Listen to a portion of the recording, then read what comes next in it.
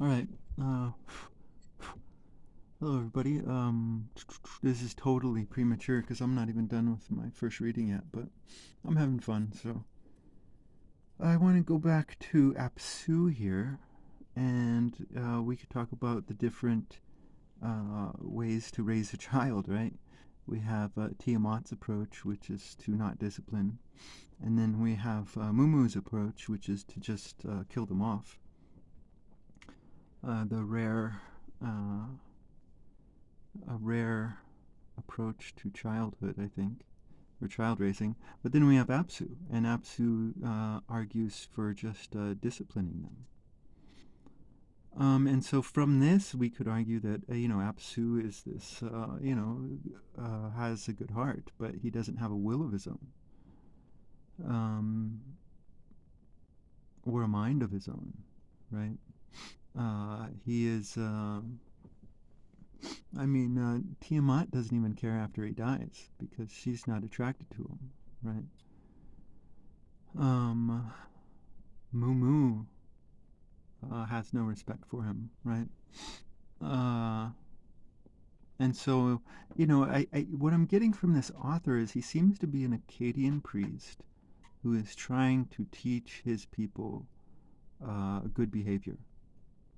And from this, I think he would be trying to teach them to not uh, become a victim of a toxic relationship. Because this is what this is really about, right? It's about behavior. Because Tiamat right here is falsely accusing them, right? Um, she has no rest within her heart. Uh, and so she needs to find something to rage at, to fume, to plot. Um, and so, yeah, no, I think he's portraying Apsu as the victim of, a toxic relationship. Do do do. Let's see. There's a lot of repeating in this text.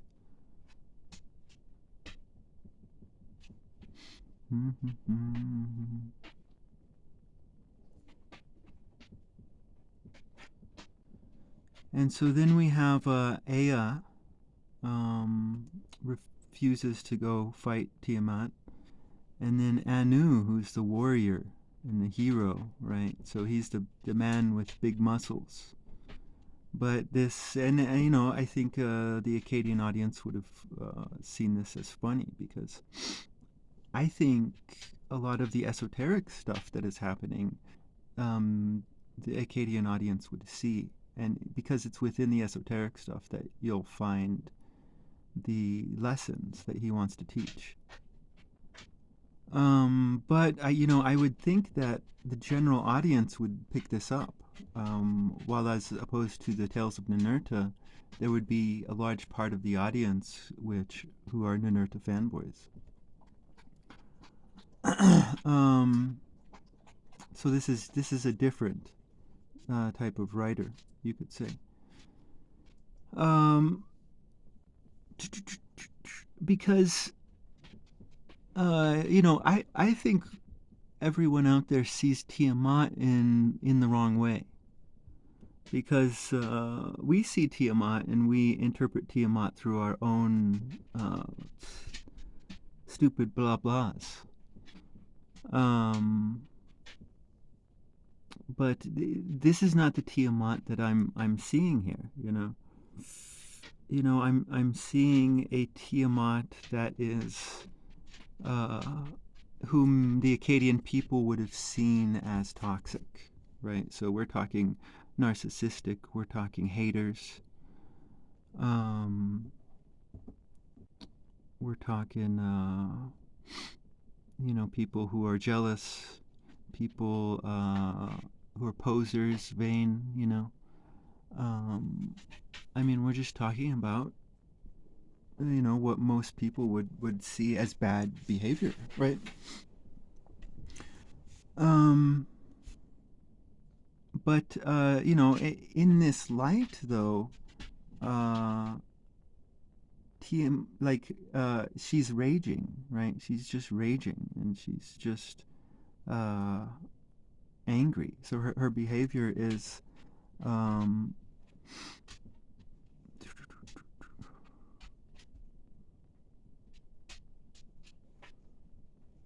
is almost laughable, right? It's pathetic. See, we see Tiamat and we conjure up satanic, we conjure up absolute evil, we conjure up our own images of evil. But what this Akkadian author wants his audience to do is really laugh at Tiamat. Because you could imagine some Akkadian parents trying to scare their child with Tiamat. They would be trying to scare them away from bad behavior. Because what happens with this, you know, and I could be wrong, I need to finish the text, but Tiamat is, you know, being shown, again, like a toxic person. And it's like, I mean, Anu and Ea didn't even want to go near her, right? There are some people who don't even want to go near the toxic person, except for the victims, like men like Apsu, or women who were in a bad relationship with a man. But other than the victims of the predators, no one wants to go around them, right? So it's like ew, ew, ew, kind of, you know, rather than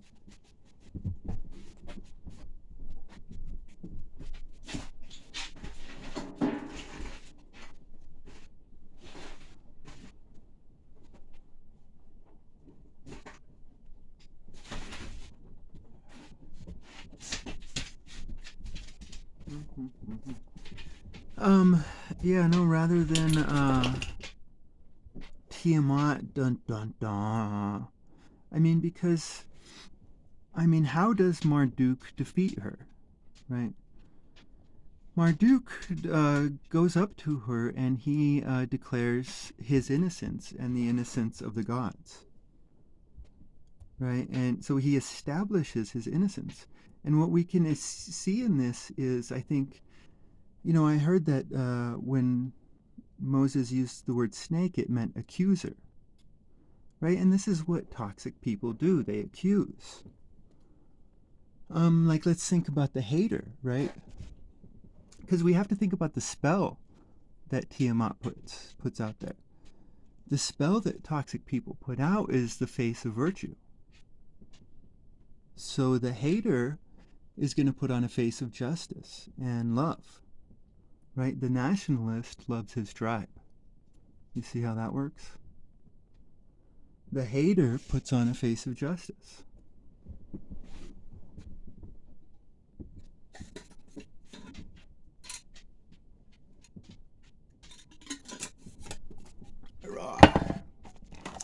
You know, the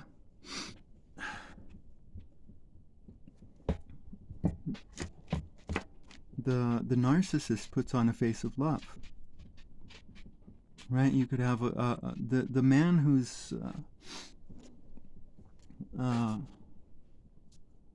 abusing his woman will tell her he loves her, right? When that's not true, right? So this is the nature of toxic people. They're disgusting, right? And so this is how Tiamat is being shown. She is the accuser. She is just accusing and accusing. And once you establish your innocence, right? I think this is what this Akkadian priest, I think, is saying. Once you establish your innocence before a toxic person, then their posing can no longer, like, their posing fails, right? Because they'll keep trying to accuse the innocent person, and they will just fill up with hot air, right? Their spell has been overcome, right? Because that's a part. The accusing is a part of the spell. They turn the innocent into the guilty, and this would be Moses' answer too, right? Moses would say, you have to rediscover the Garden of Innocence, right? We suffer under all this self-guilt and guilt from others that many times is just not true, right? The negative voice within you will guilt you, and you have to try to really distinguish within yourself true guilt from false guilt. But there is going to be a lot of false guilt within you.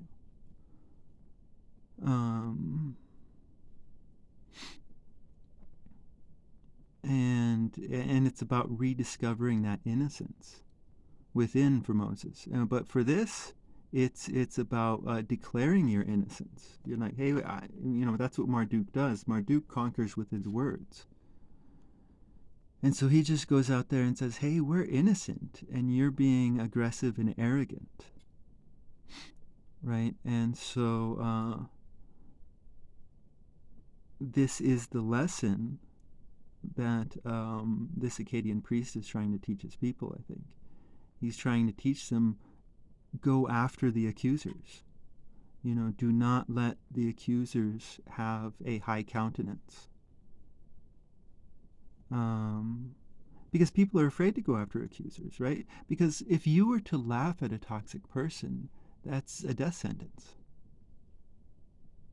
If they cannot physically kill you, they will kill your name, right? And that's the spell of the toxic person. They will kill your name. And many times them killing your name will ally itself with that toxic voice of false guilt within.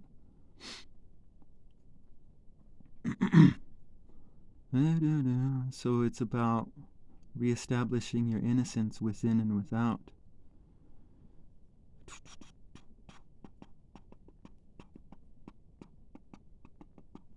But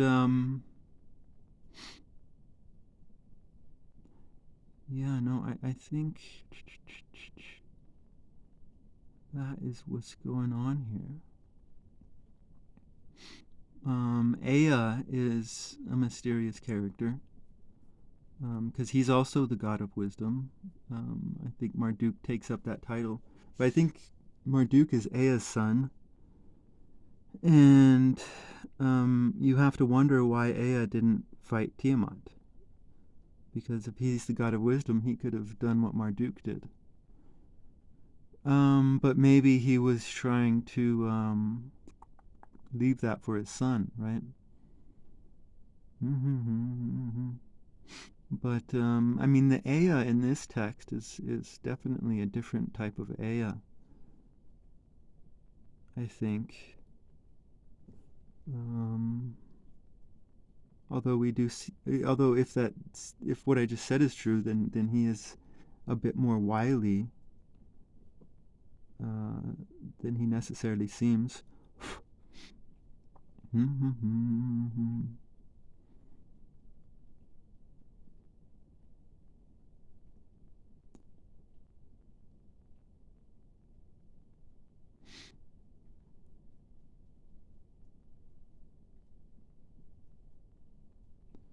But yeah, no, I do, like, in a lot of this man versus woman stuff, I think that's to be taken lightly. It's all talk about spells, and so I think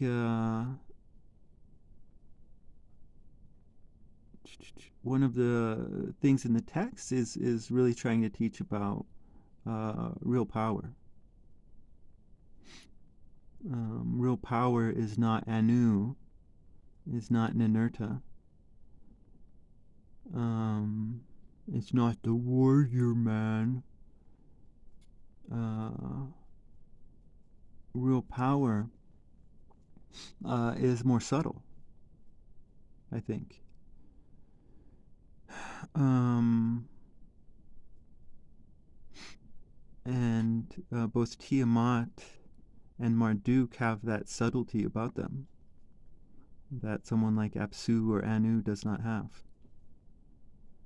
Um, and that this power of subtlety really, you could say, could get into the power that women typically have. The power of subtlety is supreme over the power of reason.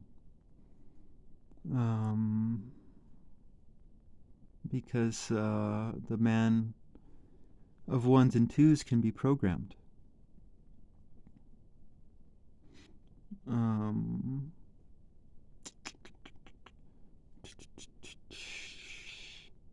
And it's really trying to, I mean, like, so this is why we would praise Marduk, right? Marduk would be praised for his wisdom in all this. Marduk is able to declare innocence, and he is able to successfully bargain with Ansar. Ansar's like, hey, go defeat Tiamat, and Marduk's like, yeah, I'll do it. But then he's like, make me in charge of everything, and I'll do it, so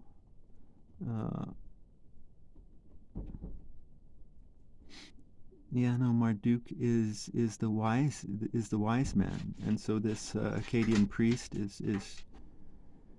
is trying to get his people to honor wisdom, I think, by this honoring of Marduk rather than an honoring of someone like a Ninurta or someone like an Achilles, right? I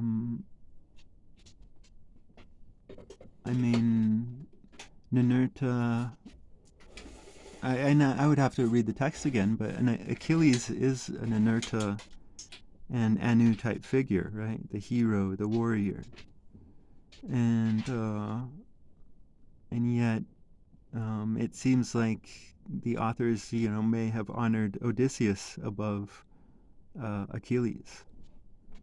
But Achilles is useful in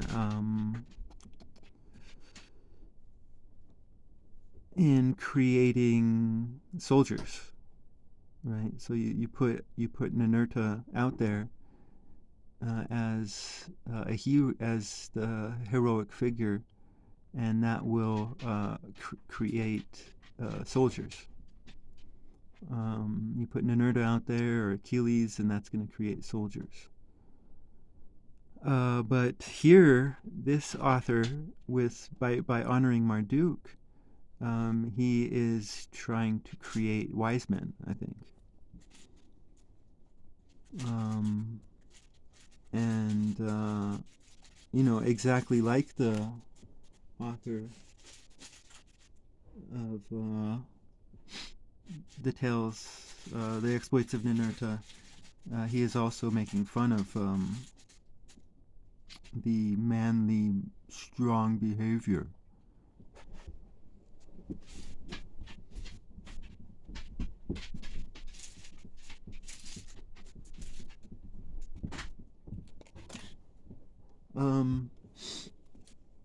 Let's see here. Yeah, no, that's it for today, I guess.